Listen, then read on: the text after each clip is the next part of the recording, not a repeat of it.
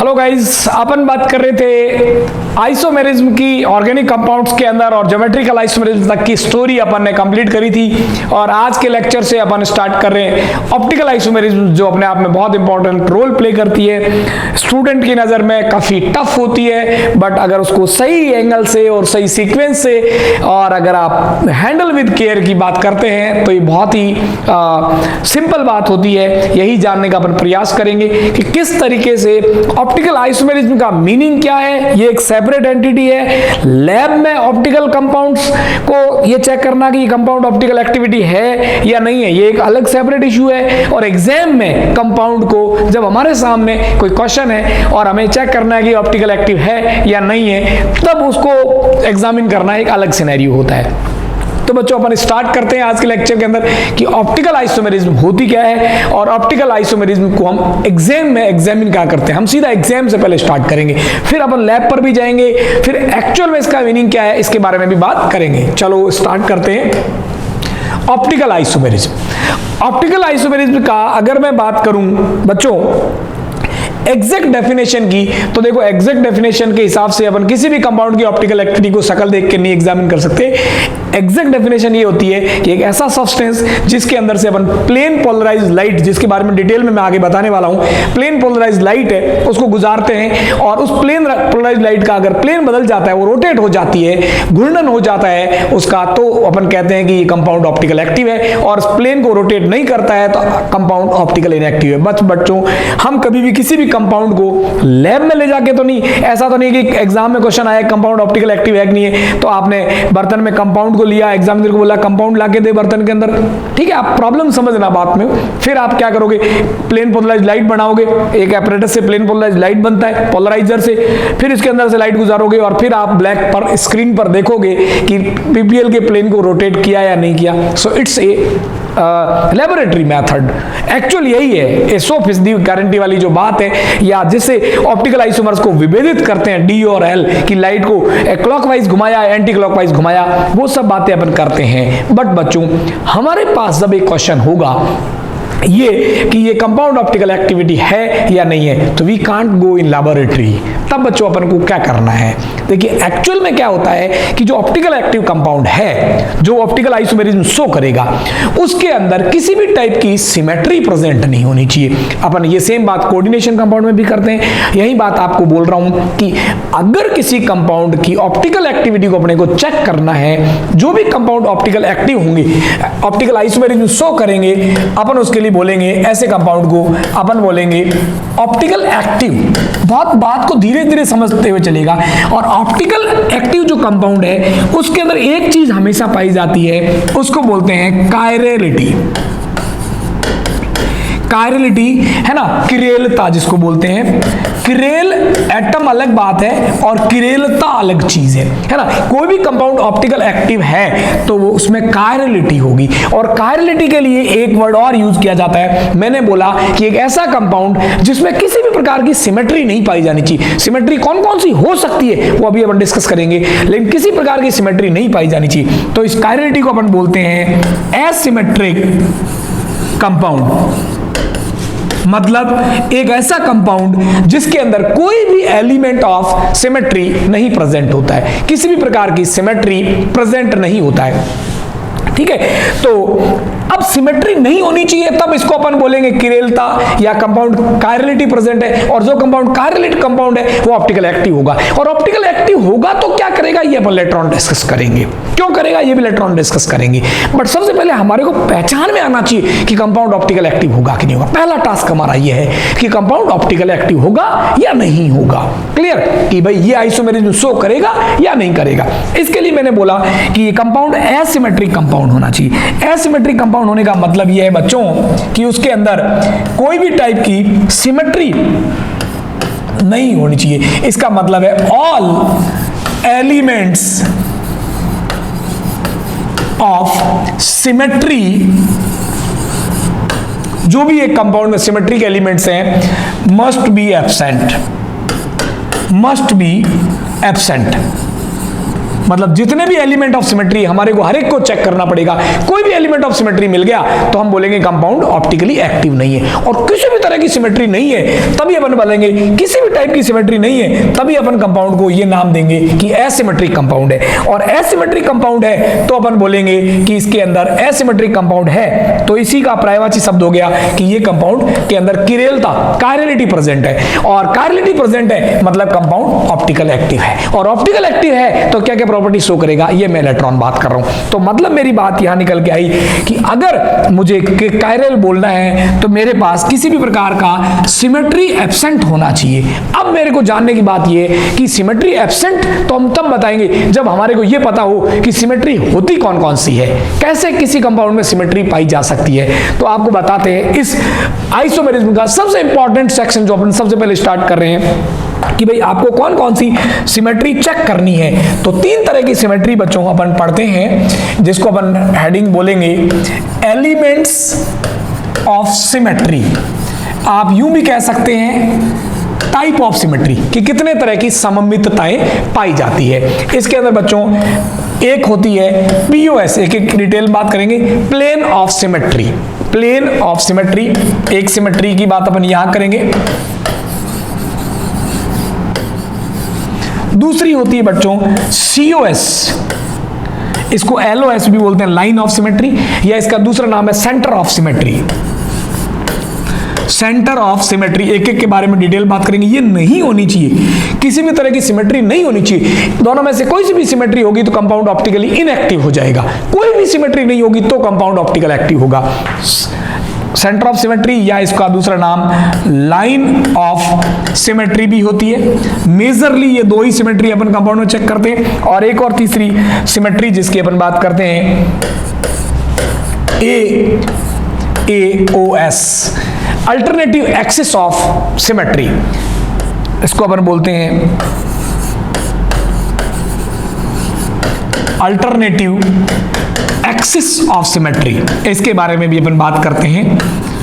ये सिमेट्री अपने को चेक करनी आनी चाहिए कि कौन कौन सी सिमेट्री का मतलब क्या है, पीओएस का मतलब क्या है, सीओएस का मतलब क्या है, एओएस का मतलब क्या है, हम तीनों के बारे में जानेंगे। बट ये जो दोनों स्टार्टिंग वाली सिमेट्रीज हैं these are very very important. Maximum का बताऊंगा ये कब चेक करते हैं, ये जो सिमेट्रीज हैं उनको चेक करना आना चाहिए। 1 बाय 1 इन सारी सिमेट्रीज के बारे में बात करते हैं। तो बच्चों सबसे पहले हम ये जानेंगे कि ये सिमेट्रीज एब्सेंट है या नहीं। तो पहले अपने को ये सिमेट्री ड्रॉ करनी आनी चाहिए, ये जानना चाहिए कि पीओएस और सीओएस बोलते किसको है।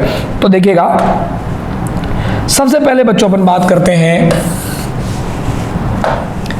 POS, plane of symmetry. Plane of symmetry, plane of symmetry जैसा कि नाम से पता चल रहा है, इसके अंदर क्या करना होता है बच्चों, सेंटर से गुजरने वाला कोई भी कंपाउंड की स्ट्रक्चर है 2D 3D that is not an issue, centre से गुजरने वाला आप एक ऐसा प्लेन तल ड्रॉ कीजिएगा। उससे ड्रॉ करने के बाद किसी भी जगह से आप प्लेन ड्रॉ कर सकते हैं, वर्टिकली, हॉरिजॉन्टली, ठीक है, ऑब्लिकली, किसी भी डायरेक्शन से आप सेंटर से गुजरने वाला एक ऐसे प्लेन ड्रॉ कीजिए। और जब किसी पदार्थ को बीच में से प्लेन ड्रॉ करोगे तो आप ये मान लीजिए कि आपने उस कंपाउंड को 2 फाड़ कर दिया, चीर दिया। चीरने के बाद जो 2 टुकड़े हुए हैं, ये दोनों टुकड़े एक दूसरे की कांच में फोटो होनी चाहिए, मिरर इमेज होनी चाहिए। मिरर इमेज का मतलब आप समझते ही होंगे बच्चों, जैसे ये सी है और यहाँ एक समतल दर्पण है, तो ये नो डाउट आपको पता है कांच में उल्टा दिखता है, जो लेफ्ट वाला है वो राइट में दिखता है। अगर मैं ये हाथ यूं खड़ा करूं और मैं कांच में फोटो देखूं तो उस तरफ ये वाला हाथ आपको खड़ा नजर आएगा, सिंपल। जैसे कुछ कंपाउंड ऐसे होते हैं जिनकी मिरर इमेज नहीं बन सकती, जैसे ये O है, इसको मैं अगर मिरर में देखूंगा, ठीक है, तो ये सेम वैसा ही दिखेगा। ऐसे जो सब्जेक्ट्स हैं, ऐसी जो फोटो है जिसकी कांच में फोटो को हम अलग नहीं कर सकते, ऐसे ऑब्जेक्ट्स को हम एक्रियल ऑब्जेक्ट्स कहते हैं। इसके बारे में हम डिटेल में बात फर्दर करेंगे, कायरल और एक्रियल। ये एक्रियल है और ये कायरल है, मतलब जिसकी कांच में फोटो अलग अलग होगी। फोटो, रियल फोटो और कांच की फोटो अगर अलग अलग है तो इसको बोलते हैं कायरल ऑब्जेक्ट। जैसे ये मेरा जो ऑब्जेक्ट है, चित्र है, इसको मैं बोलूंगा कायरल ऑब्जेक्ट। और अगर ऑब्जेक्ट्स की बात कर रहा हूं, ये अगर दोनों आपके सेम है तो इसको बोलेंगे अकायरल ऑब्जेक्ट। जैसे बच्चों अगर अब मैं बोलूं, इसी में बात अगर आगे बढ़ाऊं, आपसे पूछूं कि ये जैसे A है, बताओ इसकी कांच में आप मिरर इमेज देखेंगे बच्चों, बहुत आराम समझिएगा, तो कांच में आपको मिरर इमेज जैसी दिखेगी, इन दोनों में कोई फर्क नहीं होगा, ठीक है, एक जैसी दिखेगी। तो ये जो ऑब्जेक्ट है ये आपका एक्रियल ऑब्जेक्ट है, एक्रियल ऑब्जेक्ट है, क्योंकि इसकी as it is same copy बन रही है। क्लियर? तो ऐसे मैंने बोला कि आपको किसी पदार्थ के अंदर से एक ऐसा प्लेन ड्रॉ करना है कि प्लेन ड्रॉ करने पर जो दो टुकड़े बने वो एक दूसरे की मिरर इमेज हो। मिरर इमेज का मतलब जैसे ये इधर डी है तो ये इसका उल्टा डी बन गया। मिरर इमेज का मतलब यही होता है। ठीक है, तो किसी कंपाउंड को आप इस प्रकार से चीरें कि जो दो टुकड़े बन रहे हैं वो दोनों टुकड़े बड़ा एक जैसे होने चाहिए और एक दूसरे की कांच की मिरर इमेज होनी चाहिए, एक जैसे होनी चाहिए। क्योंकि ऐसा तो नहीं मिरर के अंदर इसमें कान है और फोटो में देखेंगे तो कान गायब हो जाएगा, ऐसा नहीं है, सिर्फ साइड चेंज हो जाती है। क्लियर? तो मिरर इमेज होनी चाहिए और सेम होना चाहिए, बराबर बराबर दो टुकड़े होने चाहिए और मिरर इमेज होनी चाहिए, तब अपन कंसीडर करेंगे कि वो प्लेन है। एग्जाम्पल लेके बात करेंगे तो चीजें आपको बहुत आसानी से क्लियर होगी। देखिएगा, जैसे मैं एक कंपाउंड लेता हूं, यहां पर हाइब्रिडाइजेशन और बॉन्डिंग का रोल रहेगा। मैं एक इनऑर्गेनिक मॉलिक्यूल लेता हूं BF3। क्लियर? और बच्चों कोई भी मॉलिक्यूल है अपन को सबसे पहले 3D के अंदर सोचना है, उसका हाइब्रिडाइजेशन जैसे BF3 का sp2 है और उसकी स्ट्रक्चर के बारे में प्लान करना है। इसका sp2 हाइब्रिडाइजेशन है बच्चों, और इसकी जो मैं स्ट्रक्चर ड्रॉ करूंगा एक प्लेनर स्ट्रक्चर होगी और एक ट्राइंगल की ये स्ट्रक्चर होगी जिसके सेंटर पर B होगा, ये F और ये F होगा। प्लेनर स्ट्रक्चर होगी। अब बच्चों मैं बात करूं प्लेन किस तरीके से ड्रॉ करना है उसकी बात करूं मैं अगर, तो देखिए किस तरीके से मैं बात करूं तो मैं यहां पर ऐसा बोलूंगा। देखिएगा, मैंने क्या किया, कहीं से भी प्लेन ड्रॉ किया। मैंने सोचा कि चलिए मैं यहां से एक लाइन ड्रॉ करता हूं, सेंटर से गुजरनी चाहिए। ये मैंने लाइन ड्रॉ करी और लाइन ड्रॉ करने के बाद इसके जो दो पीसेज होंगे एकदम एक दूसरे के सेम होंगे और ये फ्लोरीन इधर है और दूसरे वाले टुकड़े में फ्लोरीन इधर होगा। मैं अगर इसको तोड़ता हूं तो आप देखेंगे इस तरह की सी इमेज बनेगी। क्लियर? और ये दूसरे वाले हिस्से में ये इस तरह की इमेज बनेगी। यहां पर ये B है जिसका आधा टुकड़ा हो गया है,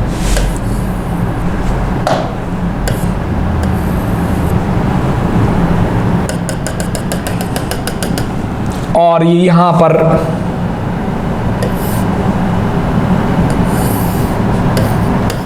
F, दूसरे वाले में देखिएगा ये B का रिमेनिंग हाफ और F। इस तरीके से इसके दो टुकड़े हो गए। अब आप देखेंगे ये पीस, आप अगर देखें इस कंपाउंड का, एक ये टुकड़ा है ये वाला हिस्सा और दूसरा ये नीचे वाला हिस्सा है, ये एक दूसरे की एग्जैक्टली मिरर इमेज है।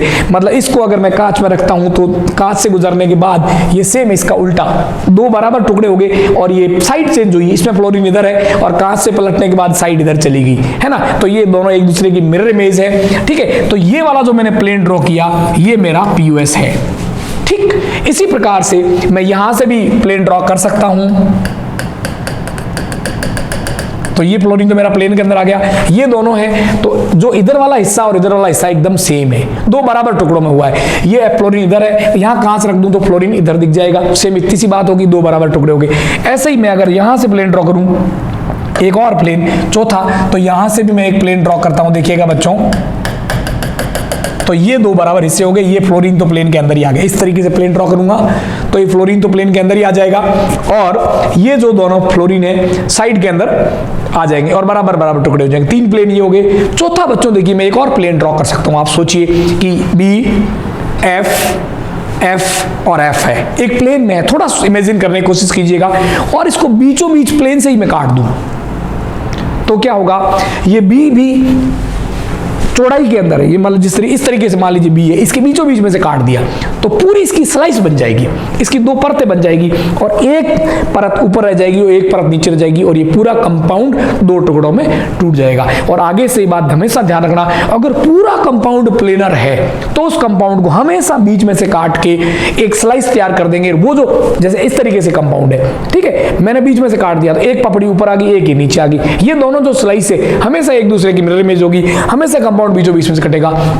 और ये पीयूएस होगा। तो इसमें इस प्रकार मैंने टोटल 4 प्लेन ड्रॉ कर दिए, एक तो यहां से, एक यहां से और एक इधर से बीचों बीच में, और चौथा मैंने इनको सबको बीचों बीच में से काटने वाला जो प्लेन है वो ड्रॉ किया। और ये चौथा वाला जो प्लेन है ये हमेशा ध्यान रखना कब ड्रॉ करना है, स्लाइस तब काटनी है जब पूरा कंपाउंड क्या हो, आपका एक ही प्लेन में प्रेजेंट है। और ये पूरा कंपाउंड एक प्लेन में है क्योंकि हाइब्रिडाइजेशन क्या है, sp2 है। तो इस तरीके से इसमें टोटल 4 प्लेन मैंने ड्रॉ की। एक और एग्जांपल लेते हैं, ज्यादा बेहतर आप जान पाएंगे। देखिए बच्चों, मैंने एक कंपाउंड लिया H2O, ये मेरा ऑक्सीजन है, ये H है और ये H है, और यहां ये लॉन पेयर लगा हुआ है और यहां ये लॉन पेयर लगा हुआ है, ठीक है सर। और ये मेरे दिमाग में ये कंपाउंड sp3 है, इसका मतलब पूरा कंपाउंड एक प्लेन में नहीं है, तो इस कंपाउंड को बीचों बीच में जो स्लाइस काटने की मैं बात कर रहा हूं वो तो इसमें नहीं काटेंगे। स्लाइस यानी पूरे कंपाउंड को बीचों बीच में से अपन काटते हैं, वो कटिंग यहां पर पॉसिबल नहीं होगी क्योंकि पूरा कंपाउंड sp3 है। लेकिन बच्चों देखिए, sp3 का मतलब ये हुआ ना, एक लॉन पेयर इस तरफ है, एक लॉन पेयर इस तरफ है, एक हाइड्रोजन इधर है और एक हाइड्रोजन इधर है। तो बच्चों अगर मैं ऐसा कर दूं, आप सोचिए, मैं अगर यहां से इसको बीचों बीच में से काटता हूं तो आप कैसा पाएंगे, देखिएगा आप यही पाएंगे ना कि ये हाफ ऑक्सीजन आ गया, हाफ साइज का, ठीक। इसके ऊपर एक लॉन पेयर आ गया और ये H आ गया, और रिमेनिंग हाफ ऑक्सीजन बीचों बीच में कट गया है, आधा चांद की शेप का, ये लॉन पेयर यहां आ गया और ये हाइड्रोजन आपका इधर आ जाएगा। अब आप देखेंगे ये पीस और ये पीस एकदम सेम है। देखिए यहां मैं कांच रख दूं तो ये जो हाइड्रोजन इधर था, कांच से देखने के बाद इस तरफ आ जाएगा। जैसे ये हाइड्रोजन है, ये पेन लेता हूं मैं और इधर मैं कांच रख देता हूं, तो कांच के अंदर क्या होगा, इस हाथ में मैंने पेन रखा है, मेरी जो मिरर इमेज बनेगी उसमें हाथ, ये पेन आपको इस तरफ नजर आएगा, जिसमें ये हाइड्रोजन इधर है, कांच से देखने के बाद इधर नजर आएगा। लेकिन दोनों पीस सेम है, एग्जैक्ट सेम है, और ये इसकी दोनों कांच वाली मिरर इमेज वाली कॉपी एकदम डिट्टो है। क्लियर? तो ये दोनों इमेजेस एक दूसरे की डिट्टो है, सेम है ना। ये खुद और इसकी जो मिरर इमेज बनाए एक दूसरे की सेम है, तो अपन बोलेंगे कि इसमें अपन ने पीओएस ड्रॉ कर दिया। इसके अलावा मैं अगर कहीं से भी पीओएस ड्रॉ करता हूं इस कंपाउंड में तो संभव नहीं। देखिए अगर मैं यहां से ड्रॉ करता हूं, देखिए तो इस टुकड़े में तो केवल लॉन पेयर आ गए, इस टुकड़े में केवल हाइड्रोजन आ गए, पॉसिबल नहीं है। लेकिन एक भी प्लेन मैंने ड्रॉ कर दिया तो मैं बोलूंगा बच्चों इस कंपाउंड में POS, plane of symmetry present है। इस कंपाउंड में प्लेन ऑफ सिमेट्री प्रेजेंट है। क्लियर बच्चों? इस तरीके से मैं एक और एग्जांपल आपको बताता हूं, देखिएगा। जैसे बच्चों मैं बात करूं बेंजीन की, मैं बात बेंजीन की करता हूं, ठीक है, बीच में रिंग है, कहीं पर भी डबल बॉन्ड हो सकता है। इसके अंदर मैं बच्चों बात करूं तो देखिएगा यहां पर एक तो हर, आपको पता है बेंजीन में हर कार्बन sp2 है, हर कार्बन sp2 होता है और सारे कार्बन sp2 है, तो sp2 का मतलब होता है प्लेनर ट्राइगोनल। जब भी किसी मॉलिक्यूल में सारे हाइब्रिडाइजेशन sp2 या sp है तो मॉलिक्यूल प्लेनर होता है। तो ये ओवरऑल मॉलिक्यूल प्लेनर है। तो एक तो ये बीचों बीच में से मैं स्लाइस काट दूंगा तो बेंजीन के दो टुकड़े हो जाएंगे, एक मतलब चौड़ाई के अंदर कट जाएगा, एक टुकड़ा, एक पपड़ी ऊपर और एक पपड़ी नीचे, एक परत ऊपर और एक परत नीचे, एकदम सेम आ जाएगी। तो एक तो इसका मैं स्लाइस कट कर दूंगा, और जब भी पूरा मॉलिक्यूल, जब भी आपका पूरा मॉलिक्यूल जो है, पूरा मॉलिक्यूल अगर प्लेनर है तो आप स्लाइस कट हमेशा कर सकते हैं। एक प्लेन तो आपका ये आ गया। दूसरा देखिएगा, इसके अलावा मैं अगर इस कंपाउंड के टोटल 6 प्लेन्स ड्रॉ कर सकता हूं। इसके अलावा कैसे, देखिएगा अगर मैं बोलूं इस कंपाउंड को मैं अलग कलर ले लेता हूं, यहां से गुजारूं मैं एक प्लेन, आमने सामने कट रहा, देखिए ये दोनों टुकड़े सेम है, आप देख पा रहे। अगला देखिए मैं अगर यहां से ड्रॉ करता हूं, थोड़ा मेरे हाथ से बराबर नहीं बना टुकड़ा, ये और ये एकदम सेम है। अगला मैं यहां से ड्रॉ करता हूं तो ये पीस और ये पीस एकदम सेम है, 3, ये आप ये देख सकते हैं। अगले देखिएगा यहां दोनों के बीचों बीच में से काटता हूं तो भी आप देखेंगे ये सेम है। ऐसे इन दोनों के बीचों बीच में से काट देता हूं तो भी ये पीस और ये पीस सेम है। ऐसे ही आप देखेंगे इन दोनों के बीच में से काट देता हूं तो भी रिमेनिंग दोनों पीस सेम है। इस तरीके से 6 प्लेन्स ये हैं, जिसमें 3 तो मैं कॉर्नर से, जहां कार्बन एटम है वहां से, और 3 कोई भी 2 कार्बन के बीच में से काटता हूं, 3 वो प्लेन हो गए 6, और एक ये स्लाइस कट वाला।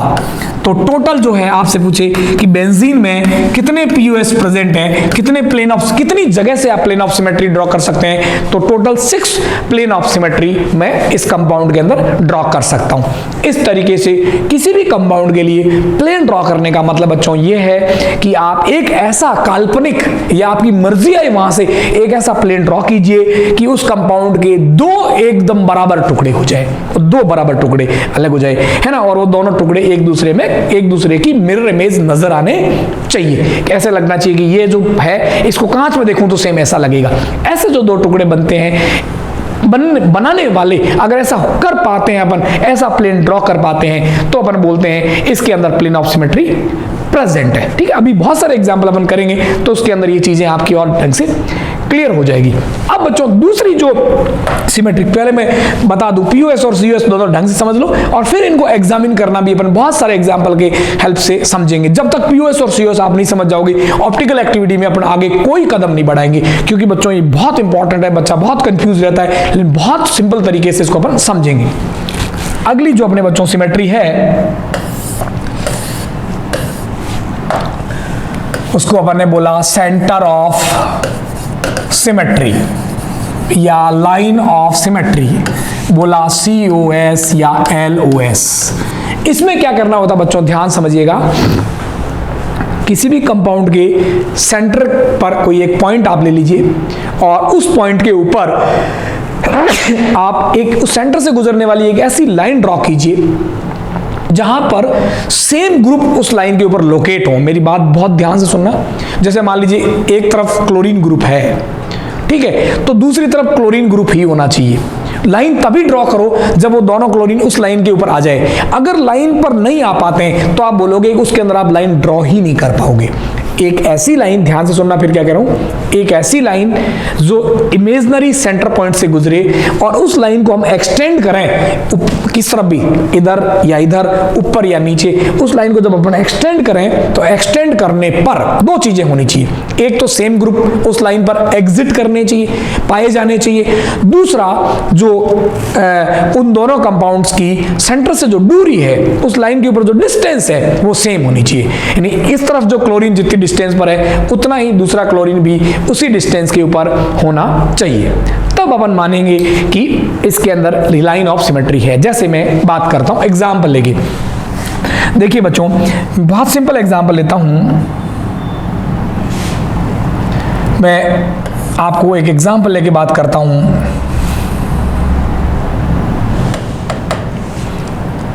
SF6 एक इनऑर्गेनिक मॉलिक्यूल की बात करता हूं, फिर अपन ऑर्गेनिक मॉलिक्यूल पर भी आते हैं। आप जानते हैं इसका हाइब्रिडाइजेशन जो है आपका sp3d2 है, और इसकी जो स्ट्रक्चर होती है आप सब जानते हैं,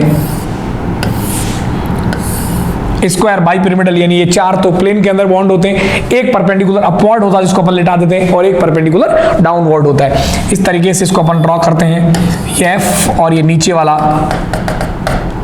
F, ठीक है, और 4 F यहां है।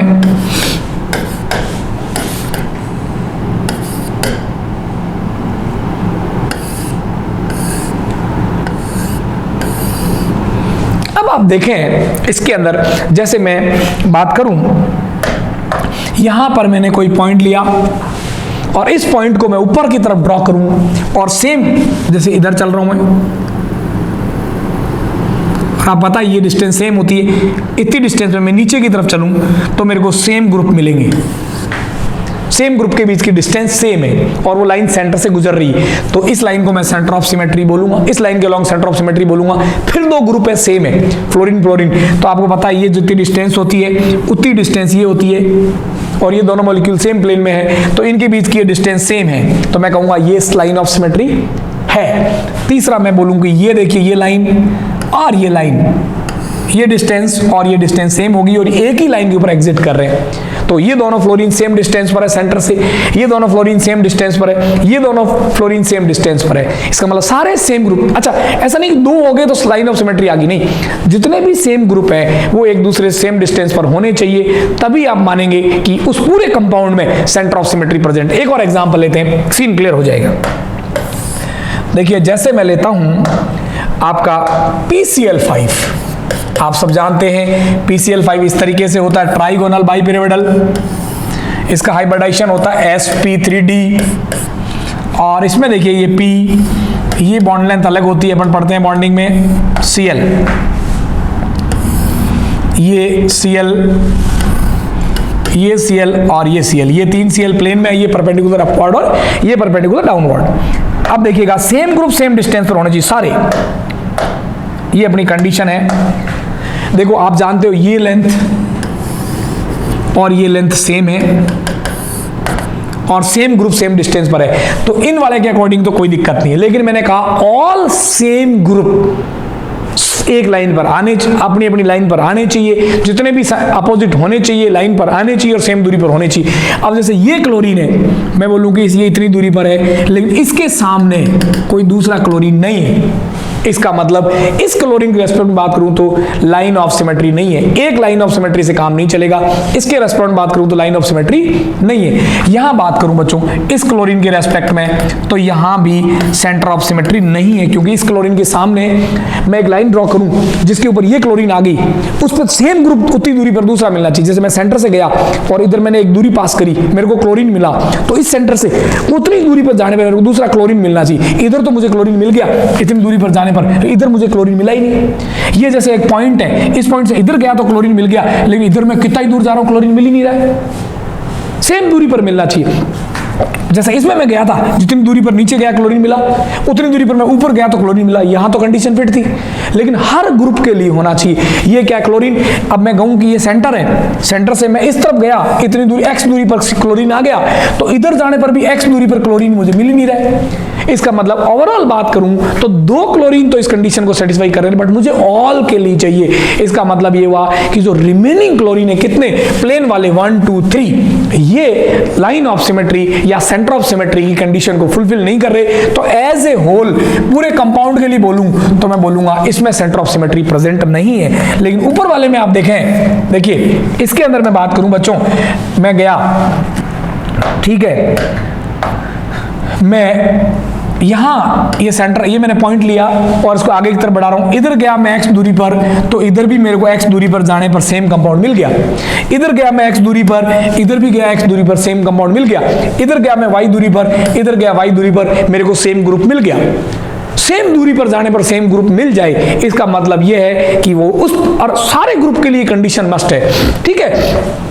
तो जैसे मान लीजिए यहां मैं क्लोरीन लगा देता तो फुलफिल नहीं थी कंडीशन, क्योंकि इस दूरी पर गया तो मेरे को ग्रुप मिला फ्लोरीन, और इतनी दूरी पर गया तो मुझे ग्रुप मिला क्लोरीन, सेम ग्रुप नहीं मिला। सेम ग्रुप होना चाहिए, सेम दूरी पर होना चाहिए, और वो लाइन सेंटर से होकर गुजरनी चाहिए।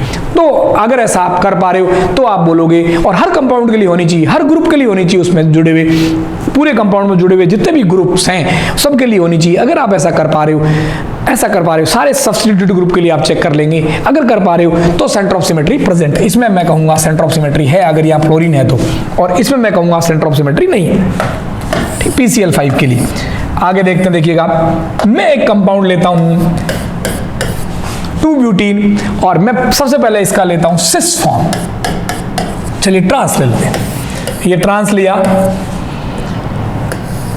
ये H है। आपको पता है ओवरऑल कंपाउंड, पूरा कंपाउंड प्लेन में, क्योंकि इसका हाइब्रिडेशन sp2, इसका sp2 है तो पूरा कंपाउंड में स्लाइस कट हो जाएगा। POS तो प्रेजेंट है, क्योंकि इसमें स्लाइस जो कट है पूरा कंपाउंड प्लेन में है, तो अगर हाइब्रिडेशन sp2 है तो स्लाइस कट हो जाएगा। और मैंने बोला कि जब भी स्लाइस कट हो तो POS तो प्रेजेंट है, तो POS प्रेजेंट होते कंपाउंड तो ऑप्टिकल इंटरएक्टिव हो गया, लेकिन मुझे COS चेक करना है कि नहीं। तो देखिएगा COS के लिए अपन क्या करते हैं, ये मैंने पॉइंट लिया, ठीक।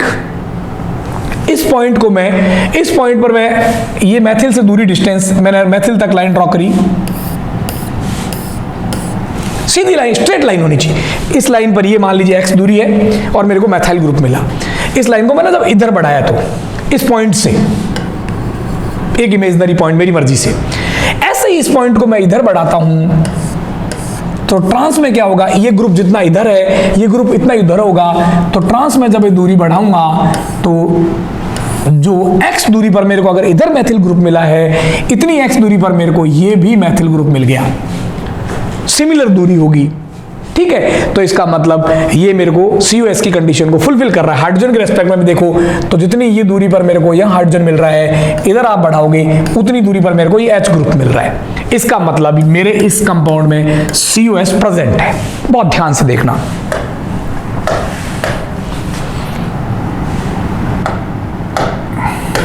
आगे देखिएगा, अगर इस कंपाउंड का ही मैं अगर इसका सिस फॉर्म बनाता हूं, अगर मैं सिस बनाता हूं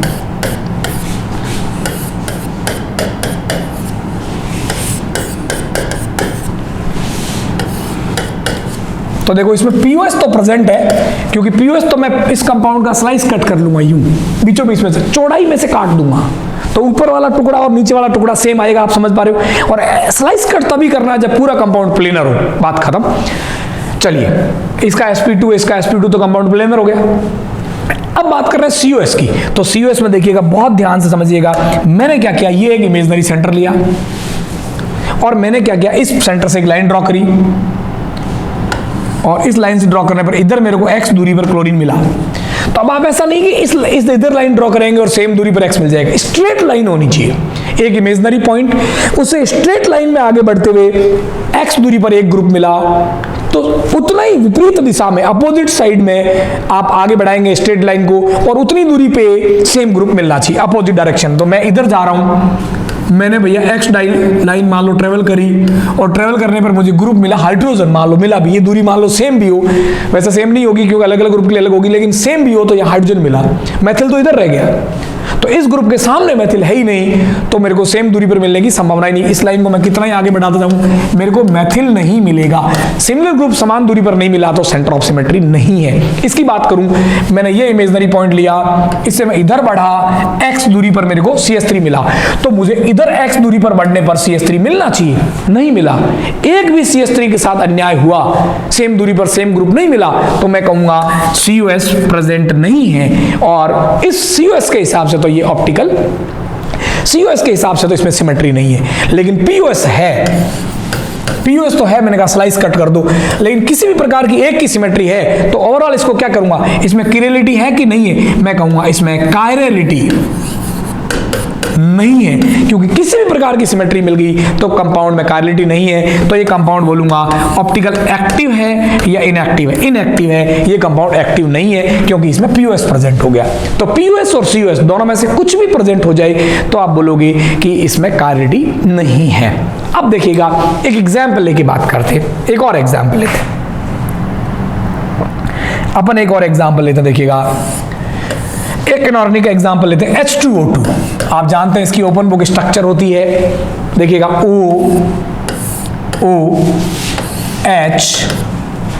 और H, ये इस तरफ इसके लॉन पेयर होते हैं, इस तरफ इसके लॉन पेयर होते हैं। ठीक है बच्चों, अब देखिएगा ये इधर लॉन पेयर इसके हैं और इधर लॉन पेयर इसके हैं, इधर लॉन पेयर इसके हैं, इधर लॉन पेयर इसके हैं, ये ओपन बुक स्ट्रक्चर होती है इस तरीके से। तो ये पूरा कंपाउंड प्लेनर नहीं है, तो इसमें POS तो आप ड्रॉ नहीं कर सकते, प्लेन तो ड्रॉ नहीं कर सकते जो इसको दो बराबर टुकड़ों में कन्वर्ट कर सके और वो एक दूसरे की मिरर इमेज हो। POS तो इसमें नहीं है। लेकिन मैं बात करूं COS की, तो जरा देखिएगा, लाइन अगर आप ड्रॉ करने की कोशिश करें, आपको पता है ये CH3 जितना ऊपर इधर है OH, क्योंकि सेम रिपल्सन है, उतना ही ये नीचे की तरफ होगा। तो यहां से मैं अगर एक 3D में लाइन ड्रॉ करूं, देखिएगा यहां से मैं एक लाइन ड्रॉ करूं तो आप समझ पा रहे होंगे,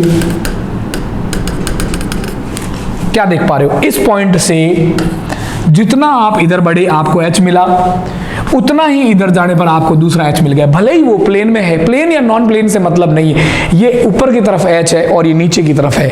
आपने बीच में से लाइन ड्रॉ करी तो ये इससे इतनी डिस्टेंस x डिस्टेंस पे आपको हाइड्रोजन मिला, इतनी इधर x डिस्टेंस जाने आपको हाइड्रोजन मिल गया। सेम एक इमेजिनरी पॉइंट से इस तरफ बढ़ने से और इस तरफ बढ़ने से सेम डिस्टेंस बढ़ने पर सेम ग्रुप सिमिलर दूरी पर मिल जाए एक सरल रेखा पर, तो उस पॉइंट से गुजरने वाली जो वो लाइन है बोलेंगे इसमें COS प्रेजेंट है, सेंटर ऑफ सिमेट्री प्रेजेंट है। तो मैं बोलूंगा ये कंपाउंड ऑप्टिकली COS प्रेजेंट है, तो ये कंपाउंड कायरल नहीं है, इसमें किरेलिटी नहीं है और ये कंपाउंड ऑप्टिकल एक्टिव नहीं है। क्लियर? इस तरीके से अपन ने चेक किया और देखते हैं, देखिएगा एक और एग्जाम्पल अपन लेते हैं, देखिएगा इसमें आप बहुत ढंग से समझने की कोशिश कीजिएगा। अपन एक कंपाउंड ले रहे हैं 1 2 3 4 5 6 हेक्सा, 6 आगे भाई, हेक्सा क्लोरो साइक्लोहेक्सेन। साइक्लोहेक्सेन बच्चों, साइक्लोहेक्सेन बोला तो आपको पता है, आप जानते हो साइक्लोहेक्सेन को या तो अपन ये मानते हैं कि चेयर फॉर्म बना दिया, अपन कन्फर्मर्स में बात करते हैं, और इसमें जो आपकी ये जो कन्फर्मेशन में चेयर फॉर्म है इसको परपेंडिकुलर मान लेते हैं, इससे जुड़े हुए सारे ग्रुप्स हैं वो प्लेन मान लेते हैं, क्यों ओवरऑल पूरा कंपाउंड तो प्लेन में हो ही नहीं सकता क्योंकि हाइब्रिडाइजेशन sp3 है। या फिर इसका उल्टा करते हैं, अपन क्या करते हैं कि जो ये आपकी साइक्लोहेक्सेन की जो चेन है इसको प्लेन में मान लिया। अगर इसको प्लेन में मान लिया तो इससे जो जुड़े हुए ग्रुप्स हैं, इससे जो जुड़े हुए ग्रुप्स हैं वो बच्चों क्या होंगे, प्लेन से अबाव या बिलो द प्लेन होंगे। क्लियर? तो अपन दोनों ही केस सिमिलर बात है। इसमें क्या करते हैं कि अपन ये तो परपेंडिकुलर प्लेन बता दिया, तो अपन जो इससे जुड़े हुए ग्रुप्स हैं वो प्लेन में बता देते हैं, मतलब ये क्या है प्लेन में, और ये क्या है अबाउट द प्लेन बता देते हैं। या अपन ऐसा करते हैं कि ये जो साइक्लोहेक्सेन की रिंग है ये तो प्लेन में बता दिया, और इससे जुड़े हुए ग्रुप्स परपेंडिकुलर अपवर्ड या डाउनवर्ड बता सकते हैं। ठीक है, तो इसकी अपन बात करें, अपन समझने के लिए इजी रहे इसलिए अपन जब भी ऑप्टिकल आइसोमेरिज्म की बात करते हैं तो अगर आपको साइक्लोहेक्सेन दिया भी है चेयर फॉर्म में तो आप इसको प्लेन वाले फॉर्म में कन्वर्ट कर लो। ये अपने पास कंपाउंड है, देखिएगा। अब इसमें ये जो 6 क्लोरीन है अपने पास 1 2 3 4 5 सभी पर है, 6 क्लोरीन अलग अलग पर है ना, एक पर 2 क्लोरीन नहीं है, इसका मतलब 6, इस पे एक एक क्लोरीन होगा और एक एक हाइड्रोजन होगा। इनकी सारी पॉसिबिलिटीज की अपन बात करते हैं और उसके अंदर पीयूएस और सीयूएस है या नहीं चेक करने की कोशिश करते हैं। सबसे पहले देखिएगा मैंने क्या किया, थोड़ा इसको सिमेट्रिकल बना लेते हैं।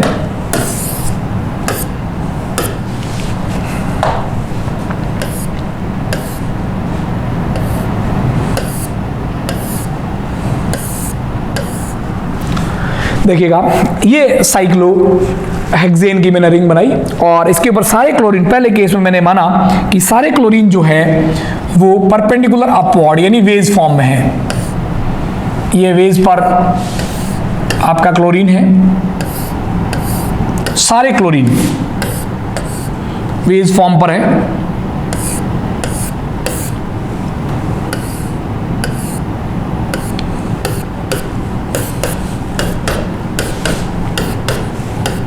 ये आप यूं मान के चलिएगा वेज फॉर्म आपने बना रखा है, सारे इसी तरीके से, ऐसा आप इमेजिन कर लेंगे। अब देखिएगा बच्चों सारे इसी तरीके से हैं, अबाउट टू द प्लेन है, वेज फॉर्म है सारे क्लोरीन।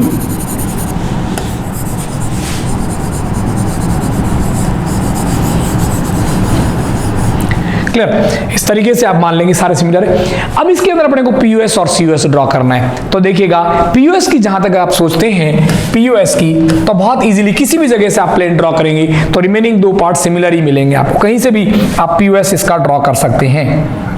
देखिए जैसे मैंने यहां से पीयूएस ड्रॉ कर दिया तो ये 2 क्लोरीन जो है परपेंडिकुलर, इसमें इस तरीके से बच्चों समझने की कोशिश कीजिएगा, ये जो क्लोरीन है ये तो प्लेन में है और सारे क्लोरीन इस पे यूं लगे परपेंडिकुलर। ये क्लोरीन है, पहला क्लोरीन, दूसरे कार्बन पे क्लोरीन, तीसरे कार्बन, मतलब रिंग प्लेन में है और सारे क्लोरीन परपेंडिकुलर अपवर्ड से लगे हुए हैं, sp3 हाइब्रिडाइजेशन रखते हुए यूं लगे हुए हैं सारे, इस पे इस पे इस पे इस पे इस पे और सब के हाइड्रोजन जो है वो डाउनवर्ड है, डैश फॉर्म के ऊपर है। क्लियर? तो इन दोनों को मैंने प्लेन में ले लिया, ये भले यूं है, ये भले यूं है और ये वाला भले यूं है, लेकिन जब प्लेन ड्रॉ करूंगा तो ये 2 क्लोरीन तो प्लेन में आ गए मेरे, जहां से प्लेन ड्रॉ करूंगा तो ये तो प्लेन के अंदर आ जाएंगे और रिमेनिंग ये हिस्सा और ये हिस्सा आपको एकदम सेम दिख रहा है, कहीं से भी आप ड्रॉ करेंगे तो इसमें पीयूएस तो प्रेजेंट है, तो बोल दूंगा कायरलिटी तो नहीं है, एक्रियल कंपाउंड है। बट सीयूएस के अंदर बात करूं तो देखिए बच्चों आप ध्यान से समझना, यहां पर क्लोरीन ऐसे है,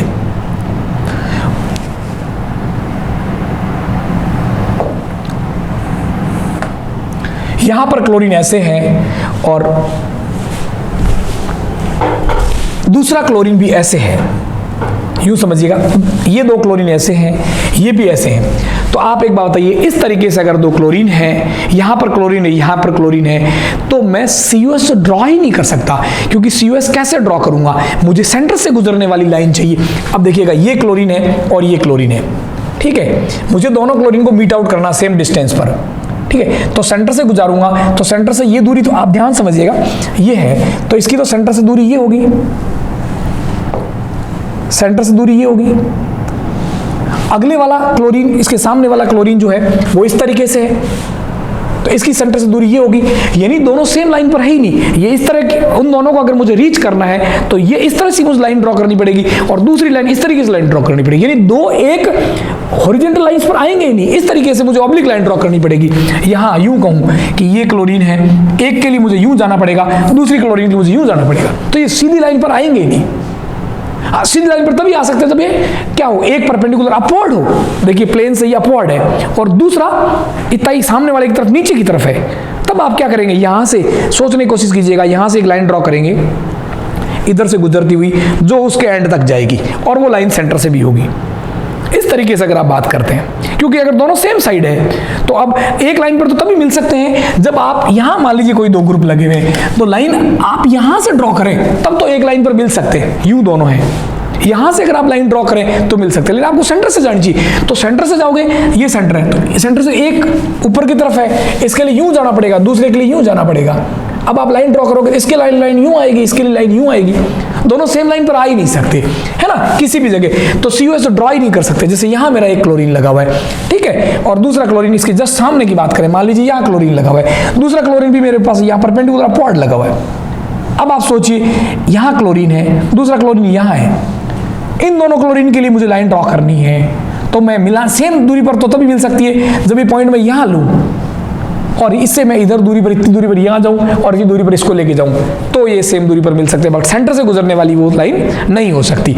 तो इसका मतलब ये किसी भी जगह इसमें COS नहीं है, COS नहीं है, लेकिन POS है तो कंपाउंड ऑप्टिकली एक्टिव। आपसे क्वेश्चन अलग ले पूछ लेगी POS है या COS है इंडिविजुअली, तो बात करें तभी हो सकता। देखिएगा, कोई कंपाउंड प्लेनर है, कोई भी कंपाउंड, और आमने सामने सेम ग्रुप है और वो मतलब जो रिंग बनी हुई है वो प्लेनर है, रिंग है या नॉर्मल कंपाउंड, और उसके ऊपर सेम ग्रुप लगे हुए हैं सेम दूरी पर, लेकिन सेम साइड में दोनों परपेंडिकुलर अपवर्ड है या दोनों परपेंडिकुलर डाउनवर्ड है, तो उनके बीच में आप कभी लाइन नहीं ड्रॉ कर पाएंगे। क्लियर कट बात बोल रहा हूं, एक परपेंडिकुलर अपवर्ड है, एक परपेंडिकुलर डाउनवर्ड है, और एक ऐसी स्ट्रक्चर से जुड़े हुए हैं जो इनको जोड़ने वाली बीच की स्ट्रक्चर प्लेनर है, तो आप जरूर लाइन ड्रॉ कर पाएंगे। यहां से गुजरने वाली लाइन, इस लाइन में जितना मतलब एक तरीके से वो ट्राइंगल के उस पे आएंगे, सेम जितनी दूरी पर ये आएगा उतनी दूरी पर नीचे की तरफ दूसरा वाला कंपाउंड आएगा। दोनों सेम साइड है तो नहीं आएगा, आप सीधा फंडा बना सकते हैं। ये दोनों सेम, ये दोनों अपोजिट ग्रुप सेम साइड है, COS नहीं होगा। ये दोनों अपोजिट ग्रुप सेम साइड है, मतलब सेम साइड का मतलब परपेंडिकुलर अपवर्ड, तो इन दोनों में COS नहीं होगा। ये दोनों ग्रुप सेम साइड है तो इनमें COS नहीं होगा।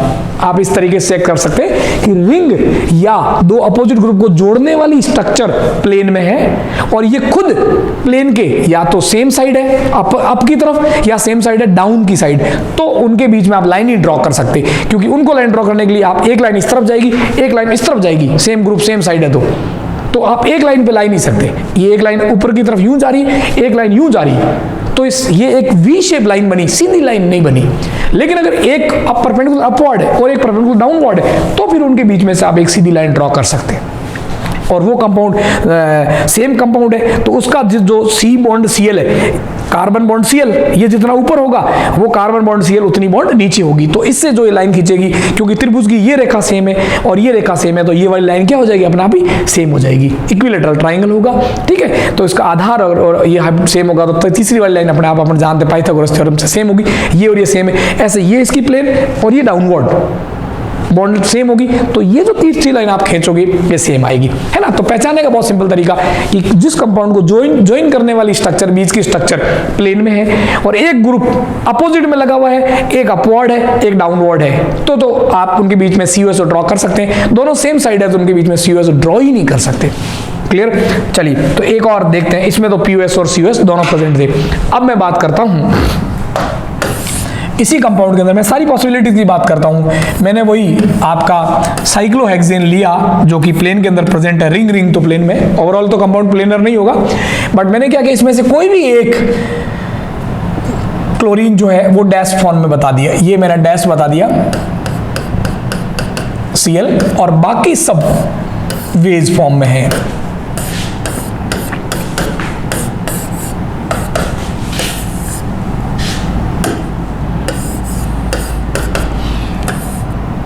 बाकी सब क्लोरीन वेज फॉर्म के अंदर है, और मुझे चेक करना है इसमें POS है या COS है। ठीक है, तो आप देखिएगा POS आपको बहुत आसानी से नजर आ जाएगा। कैसे नजर आएगा देखिएगा, यहां से मैंने एक लाइन प्लेन ड्रॉ किया, ये एक क्लोरीन परपेंडिकुलर अपवर्ड है और सामने वाला क्लोरीन परपेंडिकुलर डाउनवर्ड है। मैं एक प्लेन ड्रॉ करूंगा तो अपवर्ड वाला भी उस प्लेन में आ जाएगा और डाउनवर्ड वाला भी ये इसमें आ गया, और जब नीचे की तरफ हो जाएगा तो डाउनवर्ड वाला भी उस प्लेन में आ जाएगा। तो ये दोनों तो सेम प्लेन में आ गए, प्लेन ड्रॉ किया तो प्लेन के अंदर आ गए, और रिमेनिंग आप देखें इधर वाला पोर्शन और इधर वाला पोर्शन एकदम सेम है। POS तो इसमें प्रेजेंट है बच्चों। बात करते हैं COS की, तो COS में देखिए इन दोनों ग्रुप्स की बात करें, मैंने क्या कहा, एक परपेंडिकुलर अपवर्ड है, वो परपेंडिकुलर डाउनवर्ड है, तो ये दोनों तो कंडीशन फुलफिल कर रहे हैं COS के लिए। लेकिन बच्चों मैंने कहा सारे एंटी ग्रुप्स करने चाहिए या सेम ग्रुप्स करने चाहिए। ये क्लोरीन और क्लोरीन दोनों सेम साइड आ गए, तो उनको मिलाने के लिए वी शेप लाइन बनेगी, वो एक कॉमन लाइन पर नहीं आ सकते।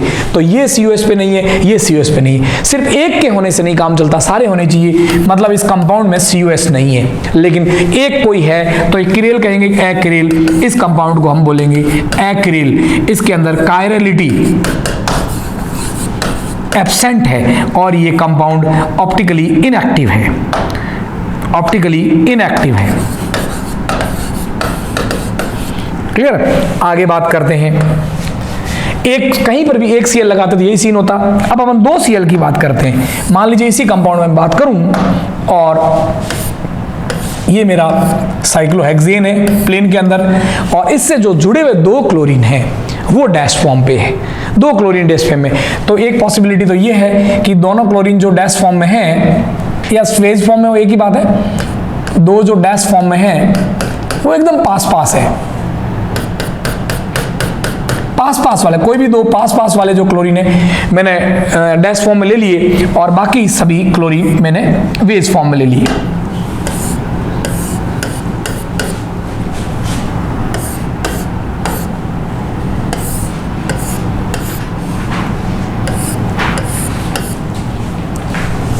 तो इसके अंदर आप देखिएगा, आप अगर देखें POS और COS के बारे में, तो देखिए सबसे पहले POS की बात करते हैं।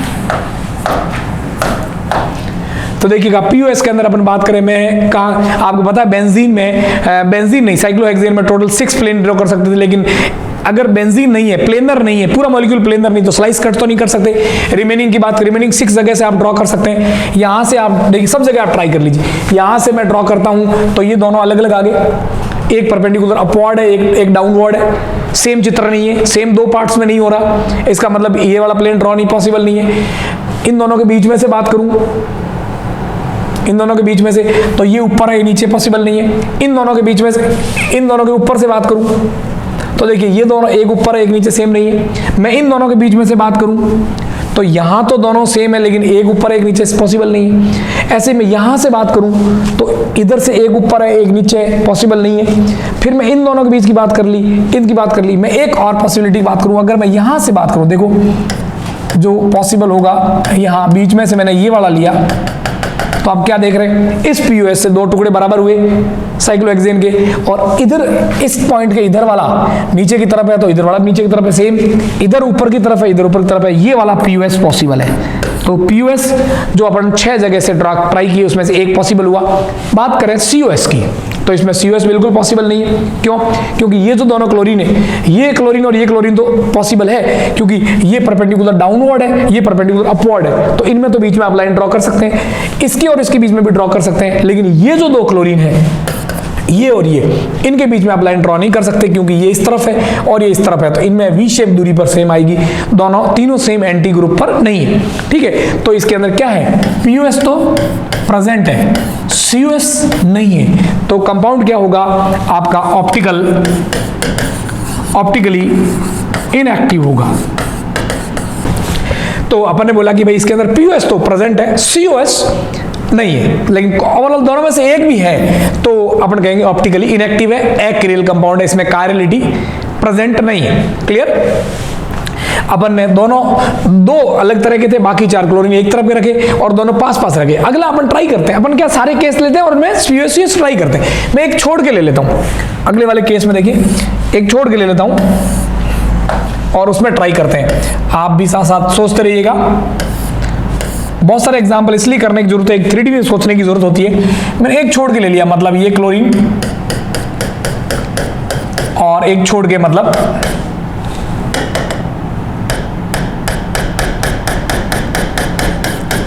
ये लिया, और बाकी सभी वेज फॉर्म में हैं।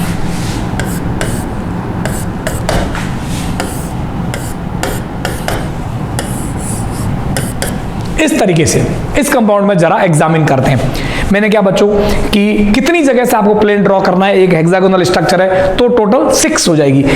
3 तो आपकी कॉर्नर से, 3 तो कॉर्नर से, और एक हर जगह एक इन दोनों के बीच में से प्लेन ड्रॉ करना है। मिले नहीं मिले अलग बात है, ठीक है। जैसे अपन बात करें, देखिए एक मैंने ये प्लेन ड्रॉ किया, देखिएगा मैं चेक करके बताता हूं, सारे प्लेन इस पर चेक करके देखते हैं अपन। मैंने सबसे पहले बीच में से लिया इनके, ये प्लेन नंबर 1, इसके अलोंग मिले नहीं मिले, ये P1 मैंने प्लेन 1 माना। इसमें देखें तो देखो यहां एक परपेंडिकुलर अपवर्ड है, एक डाउनवर्ड है, तो प्लेन तो ऐसा होता है जिसके 2 टुकड़े करने पर सेम मिलना चाहिए, दोनों साइड सेम ग्रुप नहीं है, अलग अलग तरह की स्ट्रक्चर है, तो ये वाला अलाउड नहीं है। फिर इनके ऊपर से लो, ये मैंने प्लेन ड्रॉ किया P2, दूसरा प्लेन ड्रॉ किया, देखिएगा तो आप देखेंगे इसको मैं P2 बोला, सेकंड पॉसिबल प्लेन, तो इसके बगल में इधर Cl एक जैसी है, इधर लेकिन ये Cl ऊपर की तरफ है, ये Cl नीचे की तरफ है, यहां गड़बड़ हो गया, जहां दोनों जगह सेम सेम पॉसिबिलिटी होनी चाहिए, नहीं है। तीसरा फिर इन दोनों के बीच में से ले लेता हूं, P3 बोलूं जिसको मैं, P3, यहां देखो यही गड़बड़ होगी, एक ऊपर की तरफ है, एक नीचे की तरफ वाला, सेम नहीं है। हालांकि जहां से लाइन अपन लास्ट में बाहर निकल रही वहां सेम है, एग्जिट और एंट्री दोनों जगह देखनी। P4 फिर ऊपर से लूं, देखिए चौथी लाइन मैंने यहां से ड्रॉ करी, एक ऊपर से और एक बीच में से, P4 ये है, तो देखो ये लाइन गुजर रही है, इसके बगल में ये दोनों Cl बिल्कुल सही है, ये दोनों Cl कहाँ है, नीचे की तरफ, जहां बाहर निकल रही है दोनों ऊपर है, बिल्कुल सही। ये वाली जो लाइन है, चौथी जो लाइन है, यहां अपना काम हो गया। देखिए जो चौथी मैंने जो लाइन ड्रॉ करी, इसमें आप देखेंगे ये इसके एंट्री पॉइंट पर दोनों Cl नीचे की तरफ और ये दोनों Cl ऊपर की तरफ, तो बिल्कुल 2 टुकड़े एक जैसे हो गए, ये टुकड़े दोनों एक जैसे हो गए, मतलब POS प्रेजेंट है। कंपाउंड का तो फैसला हो गया इनएक्टिव है। लेकिन COS की बात करें तो COS बिल्कुल नहीं, बिल्कुल वही सेम सिचुएशन है। ये Cl और ये Cl तो POS की कंडीशन को फुलफिल, COS की कंडीशन को फुलफिल कर रहे हैं, एक नीचे की तरफ है, एक ऊपर की तरफ है, तो इनको तो एक लाइन पे ला सकते हैं। ऐसे इन दोनों को तो ला सकते हैं, ये नीचे की तरफ है और ये ऊपर की तरफ है, तो इनके बीच में लाइन आ जाएगी। लेकिन ये दोनों सेम साइड है, सेम साइड है तो वही बात, सेम साइड है तो बच्चों वही बात इस तरीके से। अब इनके लिए लाइन आप ड्रॉ कर नहीं सकते एक पॉइंट से गुजरने वाली, क्योंकि इससे अगर आप लाइन ड्रॉ करोगे तो वो लाइन पार चली जाएगी, वहां उसको क्लोरीन मिलेगा ही नहीं। एक क्लोरीन इधर है, एक क्लोरीन इधर है, तो दोनों क्लोरीन सेम लाइन पे नहीं मिल सकते, 2 अलग अलग लाइन ड्रॉ करनी पड़ेगी, जबकि एक ही लाइन पे मिलने चाहिए सेम ग्रुप। इसका मतलब इसमें COS ड्रॉ नहीं हो सकती इस वाले क्लोरीन के अलोंग, तो ओवरऑल इसमें COS नहीं है, मैं यूं कहूंगा। और कंपाउंड के बारे में आपको बोली रखा है, किरेल है, एक्रियल है, ये कंपाउंड आपका एक्रियल है। मैं इसमें बोलूं कायरलिटी एब्सेंट है, और ये ऑप्टिकली क्या है, इनएक्टिव है। ये सब बातें तो अपन कर सकते हैं। क्लियर बच्चों? तो 2 के अंदर अपन ने बात करी, एक छोड़ के बात कर दी है ना, 2 ग्रुप लगाए थे, बगल बगल में लगाए, एक छोड़ के। तीसरा केस भी चेक कर लेते हैं कि 2 छोड़ के लगाए, यानी ये जो डैश डैश वाले हैं आमने सामने लगाए, जरा इनको चेक करते हैं। अगला केस, सारी संभावनाएं देख लेते हैं ताकि आपका POS ड्रॉ करने का सीन भी समझ में आ जाए।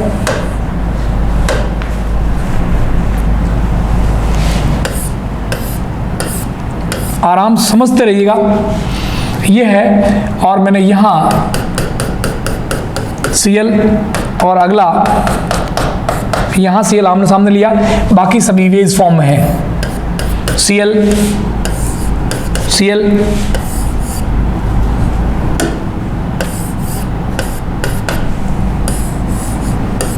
इस तरीके से इसमें जरा चेक करते हैं पीयूएस और सीयूएस के लिए। मैंने क्या बोला, सीयूएस चेक करेंगे, बहुत सिंपल तरीका कि ये इनको जोड़ने वाली जो स्ट्रक्चर है ये तो प्लेन में ले ली, बाकी सब परपेंडिकुलर प्लेन है। एक सीएल ऊपर है, एक नीचे और एंटी ग्रुप है। देखो ये आपस में ये और ये आमने सामने, ये और ये आमने सामने, ये और ये आमने सामने, आमने सामने वाले को चेक करना है। देखो ये और ये नहीं है, क्योंकि दोनों नीचे की तरफ है तो इनको एक लाइन पे नहीं ला सकते, दोनों ऊपर की तरफ है तो भी एक लाइन पे नहीं ला सकते।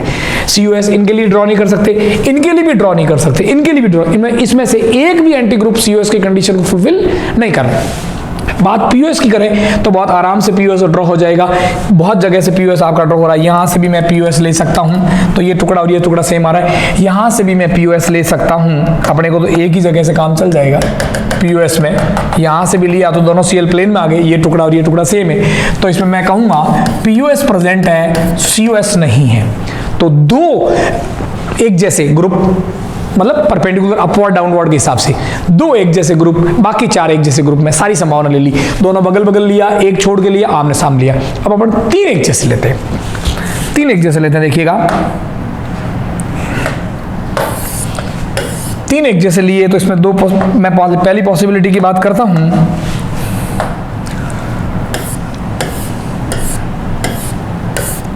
तीन एक जैसे लिए और मैंने तीनों पास पास लगा दिए।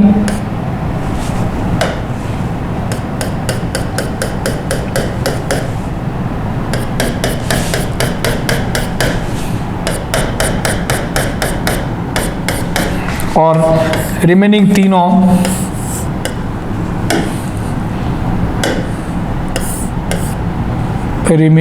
जो आपके तीनों हैं वो डैश फॉर्म पे है।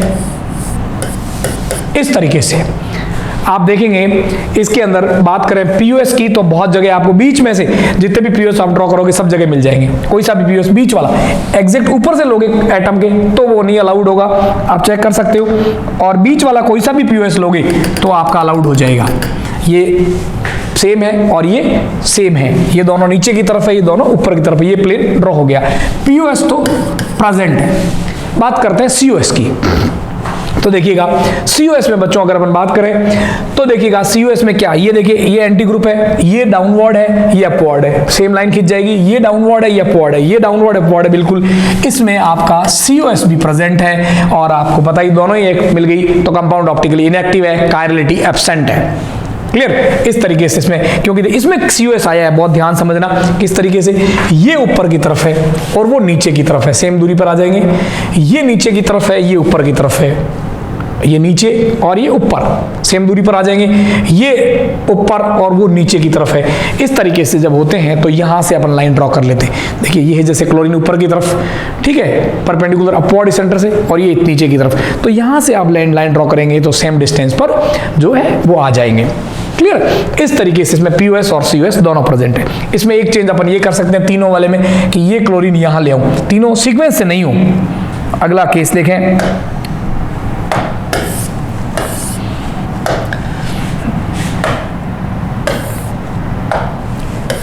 लास्ट सारी संभावनाएं अपन ने टटोल ली, ये लास्ट पॉसिबिलिटी है।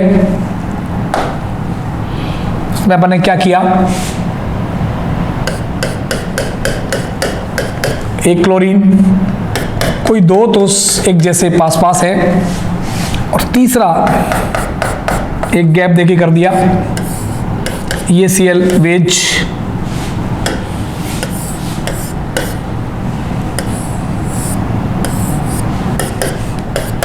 इस तरीके से। अब इसमें आप पीयूएस ड्रॉ करें तो देखिएगा पीयूएस आप अगर ड्रॉ करें 6 के 6 केसेस की बात मैंने आपको बता रखी है, आप सब जगह से ट्राई कर सकते हैं। यहां से मैंने ट्राई किया, दोनों अलग अलग आ गए। यहां से मैंने ट्राई किया तो ये दोनों अलग आ गए। अगर मैं यहां बीच में से बात करता हूं तो ये दोनों अलग आ गए। यहां से बात करता हूं तो एग्जिट पे अलग आ गए।